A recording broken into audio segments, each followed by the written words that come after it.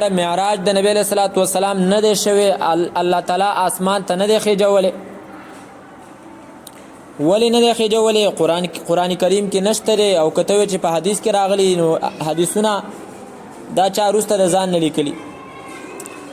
دومره حد ته پکې دا خبره ورسېده چې هغوی وایي دا ګانې بجانې چې کوم دي دا مولانو اسې دې خلکو باندې چې دی نو دا زور لګولی دی چې هلکه په ودونو کې دا ډنګ ټکور مه کوئ او دا ګناه ده،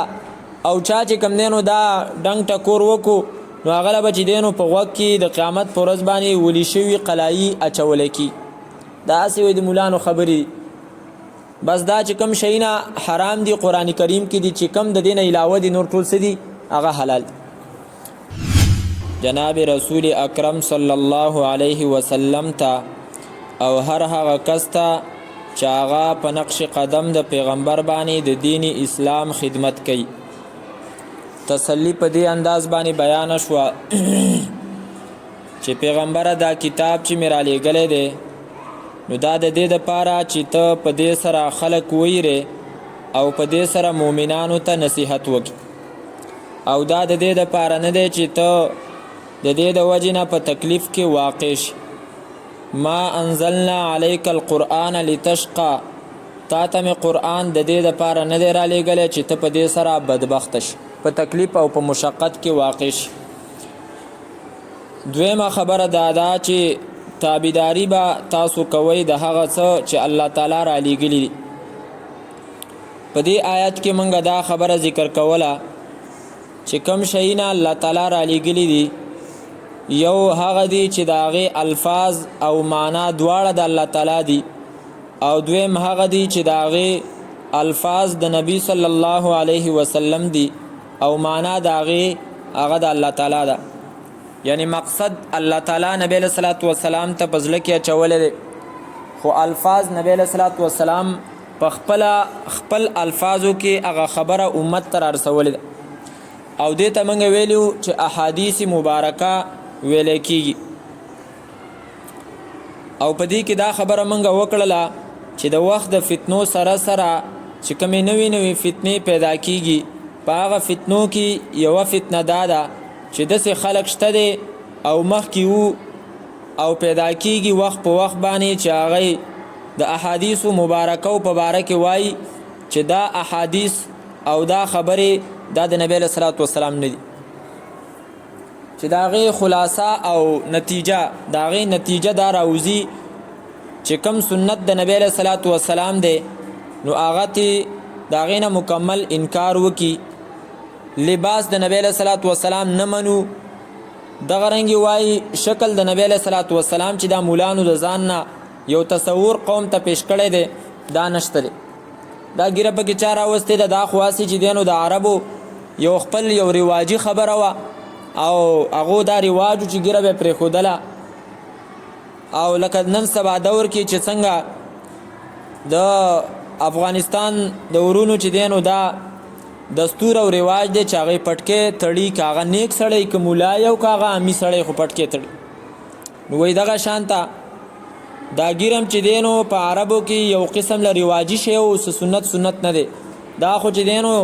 د مولانو حدیثونه د ځان نه جوړ کړل او د حدیث په نوم باندې خبرې جوړې کړې او بیا دا وویلې چې دا د نبی علیه صلات وسلام سنت دي،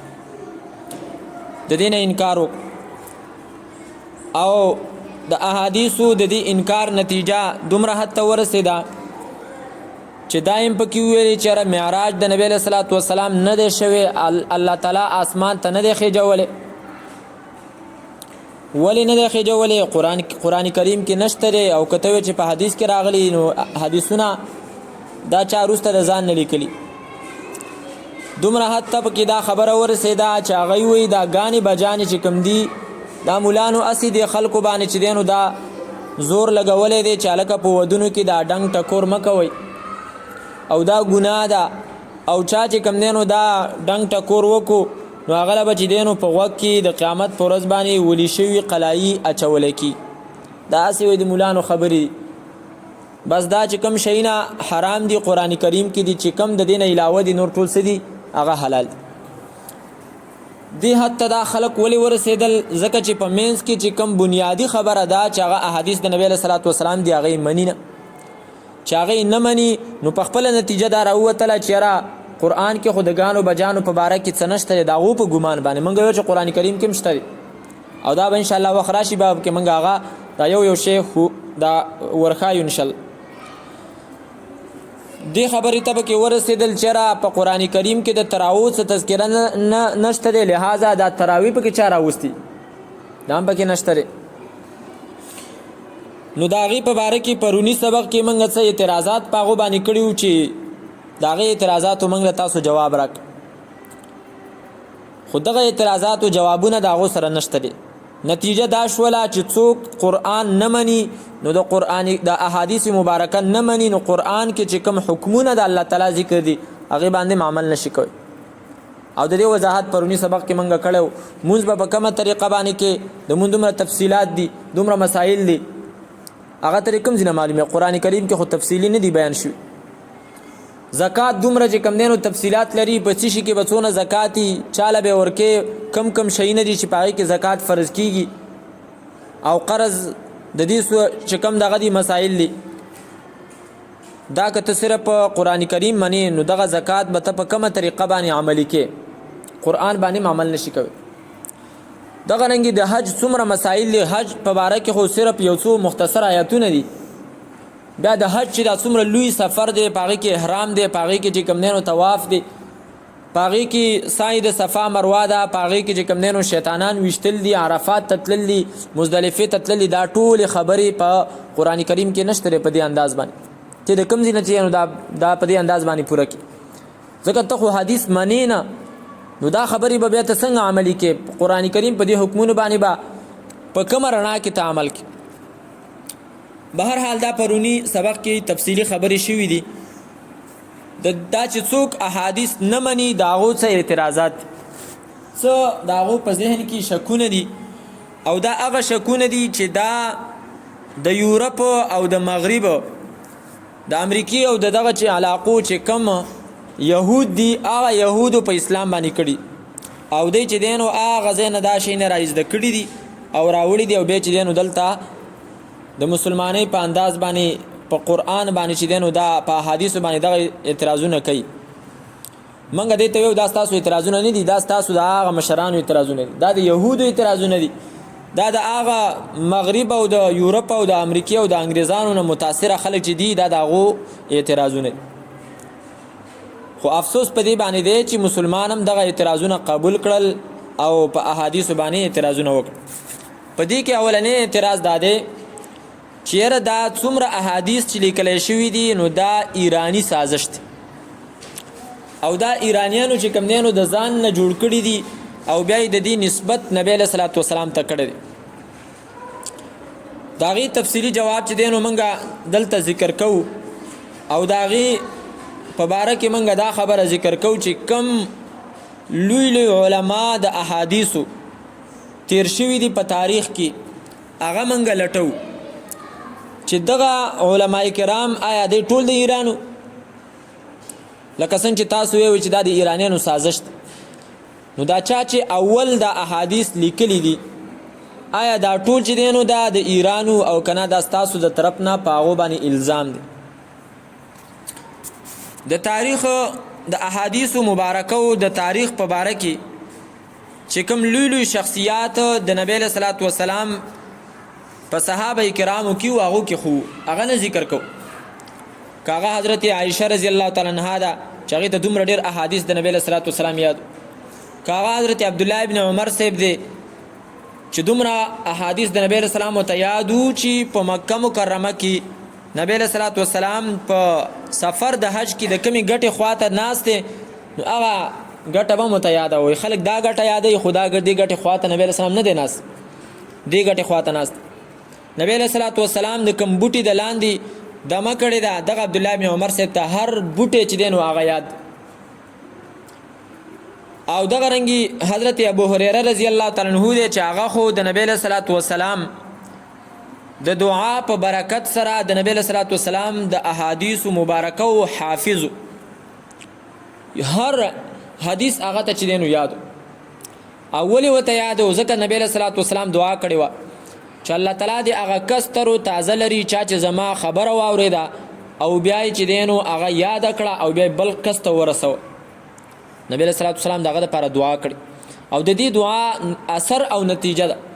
چې کوم عالم د احادیثو درس ورکوي تاسو د هغه عالم مخ ته ګورئ بالکل به تر و تازه دا د نبی علیه الصلاة والسلام هغه دعا ده چې الله تعالی هغه قبوله کړي او الحمدلله موږ د خپلو استادانو په باره کې دا دعا بالکل چې دی نو قبوله شوې لیدلې. نو راځئ دغه علما کرام چا چې په اول دور د نبی علیه الصلاة والسلام ته نږدې اول چې کوم چا احادیث چې دی نو هغه محفوظ کړي دي نو هغه په هغې کې اولنی سر فهرست چې دی نو هغه ابن شهاب زهري دی. د امام زهري په نوم باندې انتهایی لوی شخصیت تیر شوی دی. دا ایرانی نه و بلکې دا څه عربو. دوی وایي که نه دا د ایرانیانو سازش و چې دا احادیث یې جوړ کړل او په دې د نبی علیه السلام د خبرو چې نو لیبل ولګو. دا ابن شهاب زهري چې دی نو دا عربي و. دغه رنګې سعید ابن مسیب صاحب دا لوی تابعی دی صحابه کرام یې لیدلي او دا چې دی نو د نبی علیه الصلاة والسلام د شاګردانو شاګرد دی او دا عرب دی او دومره لوی شخصیت دی لوی عجیبه تابعی الله والا چې د ده په باره کې راځي چې که د قیامت په ورځ باندې په جنت کې زما خواله حوره راشي نو زما به اول ارمان دایي چې زه به هغې ته ویما چې قرآن رانه واوروه او یا ما ته قرآن ویو. دا د هغه د آخرت سوچ دی ګوره ښه دنیا کې به د هغه چې دی نو د زهد او د تقوا او د پرهیزګارۍ مقام څومره لوی. دریم نمبر باندې حضرت عروه ابن زبیر دی. عروه ابن زبیر د حضرت عایشې رضی الله تعالی عنها خوریا دی او د احادیثو سره دومره مینه وه چې په کومه مسله کې به د معمولي غونته کې شک رالی ډایرکټ به چې نو خپل ترور حضرت عایشې خواله راتلو او د هغې نه به د احادیثو چې دی نو معلومات کول او هغه به یادول. او د دې وجې نه بخاري شریف او د څونه چې احادیثو کتابونه دي په هغې کې د دې شخصیت چې دی نو نوم بار بار ذکر کیږي. دا څوک دا عربو دا ایرانی نه و. ایرانی دا فارسیوانان دې ته چې نو ایرانیان به ویله کېدل. په څلورم نمبر باندې په اولنی دور کې چې دی نو حضرت عمر ابن عبدالعزیز صاحب دی. دا څوک نه پیژني دا خو لوی شخصیت پنځم خلیفه او د حضرت عمر رضی الله تعالی عنہ په نوسو کې دا راځي او دته به چې کم دی نو اشج به ورته ویلی کېدو اشج بني امیه. اشج ویلی کېږي هغه کس ته چې د هغه په تندي کې زخم او حضرت عمر رضی الله تعالی عنہ د ده په باره کې پیشنګویي کړې وه. دا د هغه کرامت و چې زما په بچو کې به یو کس داسې راځي یملأ الارض عدلا کما ملئت جورا چې هغه به ځمکه د انصاف نه داسې ډکوي لکه څنګه چې هغه د ظلم نه ډکه شوي. د نبی علیه السلام نه مخکې دور کې څومره جهالت و ظلمونه و زنانو سره نو هغه وفرمایل چې دا به زما په نوسو کې داسې راځي. دغه بیا څوک بیا چې دی نو دا حضرت عمر ابن عبدالعزیز صاحب چې کله ماشوم دا خپل استبل د اسونو چې دی نو ځای ته تلی او یو اس دا په لته والی دا تندی لګېدلی نو د هغې نه یینې چې دی نو هغه بهیدلي او د ده پلار عبدالعزیز صاحب د هغه نه هغه یینې پاکولي یمسح الدم عنه ویقولو انک انت اشج بني امیه. ته چې دی نو هغه کسي چې چا په باره کې حضرت عمر دا خبره کړې نو دا څوک دا عربو دا چې دی نو ایرانی نه و. نو دا څلور شخصیات په اولنی دور کې چې کوم دی نو دا هغه و چې کومو د احادیثو چې دی نو حفاظت کړی او احادیث محفوظ کړي. نو دا څنګه عجیبه د ایرانیانو سازش دی چې سازش کوي ایرانیان او مشران څوک دي عرب دي. نه دا عرب دا د نبی علیه الصلاة والسلام د احادیثو محافظو. تاسو چې کومه دا خبره کوئ چې دا ایرانی سازش دی نو دا خبره سره دا دروغ ده. د دې سره سره نږدې دور ته نږدې چې کوم علما او امامان تیر شوي دي په هغې کې لوی نومونه چې کوم د چا دي نو هغې کې یو امام مالک صاحب دی او باقاعده د هغه د احادیثو کتاب دی موطا امام مالک صاحب چې هغه احادیث راجمع کړي او امام مالک صاحب ته امام المدینه ویل کېږي د مدینې امام او هغه دا څوک عربو. دغه رنګي امام شافعي صاحب امام محمد ابن ادریس الشافعي دا هم چې دی نو سو عربي د فلسطین د علاقې عربي بیا چې نو مکې ته تللی یتیم و هلته بیا لوی شوی دی او هلته بیا احادیث چې دی نو هغه را جمع کړي دي او د دې سره سره امام احمد ابن حنبل صاحب دا څوک نه پیژني امام احمد ابن ابو عبد الله امام احمد ابن محمد احمد الشیبانی دا چې دی نو عربي دا عربي نو دا ټول دا هغه نږدې دور د نبی صلی الله علیه وسلم ته دا ټول چې کوم دی نو عربو نو دغه اولنی امام زهری سعید ابن مسیب عروه ابن زبیر عمر ابن عبدالعزیز امام مالک امام محمد ابن ادریس الشافعی او دغه رنګي امام احمد ابن حنبل صاحب دا ټول امامان چې نو دا عربو دا ایرانین نو د دې خبرې وضاحت به ان شاء الله نور منګه سبا وکړو چې آیا دا احادیث دا سازش د ایرانینو او کنا دا احادیث د نبی صلی الله علیه وسلم هغه اقوالو چې هغه امت محفوظ کړي دي او علماو محفوظ کړي بیا امت ته چې نو په صحیح امانت سره رسولي سبانی درس کې به ان شاء الله د دې مزید تفصیل